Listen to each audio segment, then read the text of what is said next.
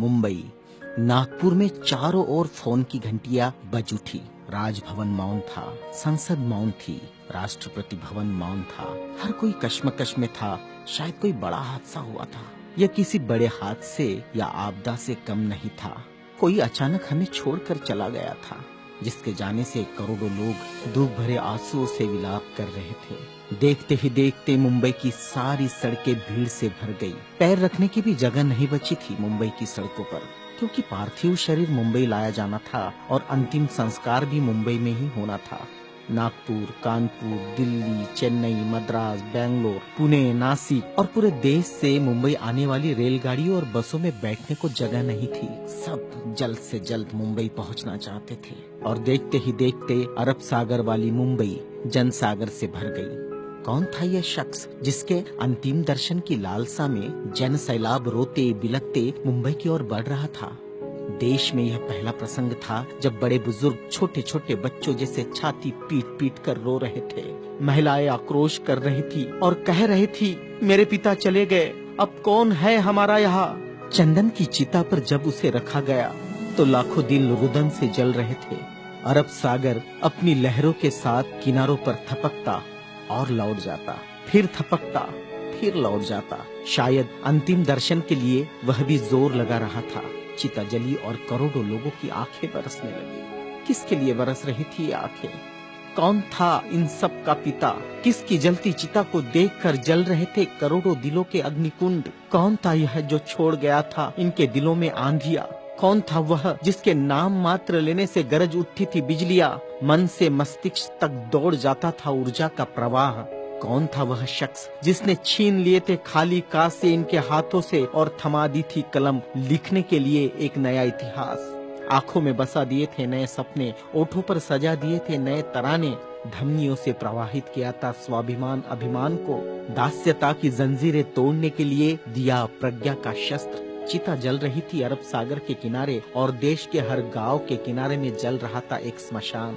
हर एक शख्स की आंखों में और दिल में भी जो नहीं पहुंच सका था अरब सागर के किनारे, एक टक देख रहा था वह उसकी प्रतिमा या गांव के उस झंडे को जिसमें नीला चक्र लहरा रहा था, या बैठा था भूख प्यास भूल कर अपने समूह के साथ उस जगह जिसे वो बुद्ध विहार कहता था। क्यों गांव शहर में सारे समूह भूखे प्यासे बैठे थे उसकी चिता की आग ठंडी होने का इंतजार करते हुए। कौन सी आग थी जो वह लगाकर चला गया था? क्या विद्रोह की आग थी या थी वह संघर्ष की आग? भूखे नंगे बदनों को कपड़ों से ढकने की थी आग? असमानता की धज्जियां उड़ाकर समानता प्रस्थापित करने की आग? चवदार तालाब पर जलाई हुई आग अब बुझने का नाम नहीं ले रही थी। धू धू जलती मनुस्मृति धुएं के साथ खत्म हुई थी। क्या यह वह आग थी जो जलाकर चला गया था वह? सारे ज्ञानपीठ, स्कूल, कॉलेज मरुभूमि जैसे लग रहे थे। युवा युवतियों की कलकलाहट आज मौन थी। जिन्होंने हाथ में कलम थमाई, शिक्षा का महत्व समझाया, जीने का मकसद दिया, राष्ट्र प्रेम की ओतप्रोत भावना जगाई, वह युगंधर, वह प्रज्ञा सूर्य काल के कपाल से ढल गया था। जिस प्रज्ञा तेज ने चेहरे पर रोशनियां बखेरी थी, क्या वह अंधेरे में गुम हो रहा था? बड़ी अजीब कश्मकश थी। भारत का महान पत्रकार, अर्थशास्त्री, दूरदृष्टा क्या दृष्टि से ओझल हो जाएगा? सारे मिलों पर ऐसा लग रहा था जैसे हड़ताल चल रही हो। सुबह शाम आवाज देकर जगाने वाली धुआं भरी चिमनियां भी आज चुपचाप थी। खेतों में हल नहीं चला पाया किसान। क्यों? सारे ऑफिस, सारे कोर्ट, सारी कचहरियां सूनी हो गई, जैसे सुना हो जाता है बेटी के विदा होने के बाद बाप का आंगन। सारे खेतीहर मजदूर, किसान असमंजस में थे। ये क्या हुआ? उनके सिर का छत्र छीन गया। वह जो चंदन की चिता पर जल रहा है, उसने ही तो जलाई थी जबरान जोत। मजदूर आंदोलन का वही तो था आधुनिक भारत में मसीहा। सारी मिलों पर होती थी जो हड़तालें आंदोलन अपने अधिकारों के लिए, उसकी प्रेरणा भी तो वही था जिसने मजदूरों को अपना स्वतंत्र पक्ष दिया और संविधान में लिख दी वह सभी बातें जिन्होंने किसानों, खेतीहारों, मजदूरों के जीवन में खुशियां बखेरी थी। इधर नागपुर की दीक्षा भूमि पर मातम पसरा था। लोगों की चीखें सुनाई दे रही थी, बाबा चले गए, हमारे बाबा चले गए।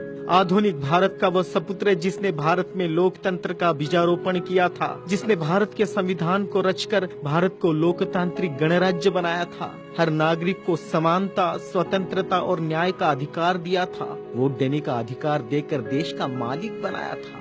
क्या सचमुच वह शख्स नहीं रहा? कोई भी विश्वास करने को तैयार नहीं था। लोग कह रहे थे, अभी तो यहाँ बाबा की सफेद गाड़ी रुकी थी, बाबा गाड़ी से उतरे थे सफेद पोशाक में, देखो अभी तो बाबा ने पंचशील दिए थे।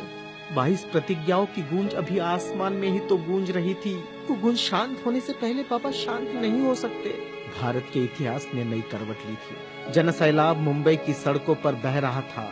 भारतीय संस्कृति में तुच्छ कहलाने वाली नारी, जिसे हिंदू कोड बिल का सहारा बाबा ने देना चाहा और फिर संविधान में उसके हक आरक्षित किए, ऐसी माँ बहनें लाखों की तादाद में स्मशान भूमि पर थी। यह भारतीय सड़ी गली धर्म परंपराओं के मुंह पर एक जोरदार तमाचा था, क्योंकि जिन महिलाओं को स्मशान जाने का अधिकार भी नहीं दिया, ऐसी 3 लाख महिलाएं बाबा के अंतिम दर्शन को पहुंची थी, जो अपने आप में एक विश्व विक्रम था। भारत का यह युगंधर, संविधान निर्माता, प्रज्ञा तेज, प्रज्ञा सूर्य, महासूर्य, कल्प पुरुष नव भारत को नवचेतना देकर चला गया।